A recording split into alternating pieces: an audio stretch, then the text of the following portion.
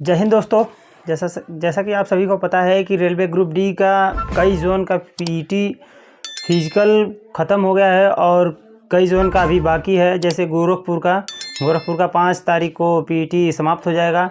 तो कई जगह डॉक्यूमेंट वेरिफिकेशन भी स्टार्ट हो गया है और डॉक्यूमेंट में कौन कौन से डॉक्यूमेंट्स लग रहे हैं बिल्कुल सिंपल और साधारण भाषा में हम आपको बताने वाले हैं।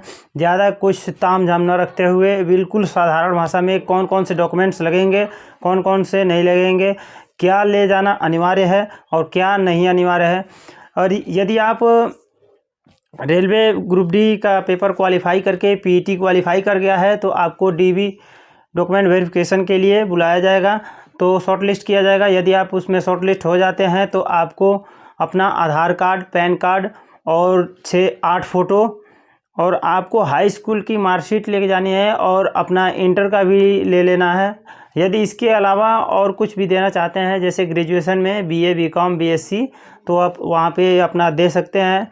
नहीं देना चाहते हैं तो कोई बात नहीं है। और आपको भारत सरकार की जाति देनी है और यूपी मतलब आप जिस स्टेट से हैं उसका निवास देना है। यदि अपने स्टेट का भी जात लेके जाएंगे तो और बढ़िया रहेगा।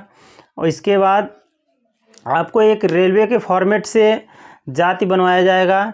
ओबीसी, एसटी, एससी, ईडब्ल्यूएस जो भी हैं जिस कैटेगरी में आप आते हैं रेलवे फॉर्मेट का एक आता है।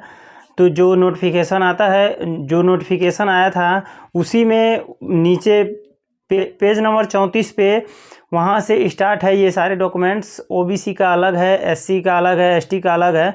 तो आप जिस भी कास्ट में, जिस भी कैटेगरी में आते हैं वहाँ से अपना उसको निकलवा करके आप उसको अपना जो भारत सरकार का जो जाति अपना बनवाया है उसी के आधार पे उस फार्म को भर करके आप उसको बनवा सकते हैं। तहसीलदार हो या एसडीएम या डीएम किसी भी लेवल का आप बनवा सकते हैं। उसको अपने फॉर्म को फिलअप करके वहाँ पे लेके जाना है और वहाँ पे सारा फॉर्म फिलअप करके वहाँ पे तहसीलदार का या एसडीएम या डीएम अपना मोहर सिग्नेचर वहाँ पे कर देंगे तो आपका वो तैयार हो जाएगा। वो कागज़ लेके जाना है और अपना एक आधार कार्ड तो ज़रूरी है।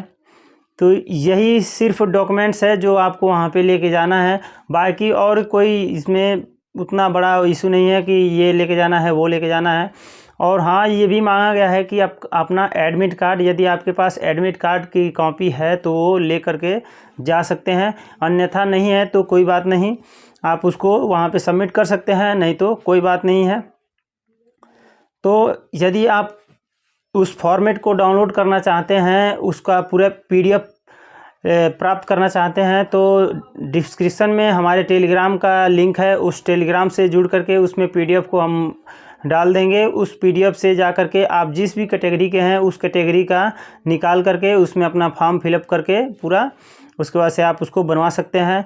ये ध्यान में रखना है कि अपना नाम और पिता माता और डेट ऑफ बर्थ ये स्पेलिंग पे ज़्यादा ध्यान देना है कि कहीं मिसमैच ना हो कि जो आपका भारत सरकार का जाति बना है उस पर कुछ और है और जो आप बनवा करके ले जा रहे हैं उस पर कुछ और।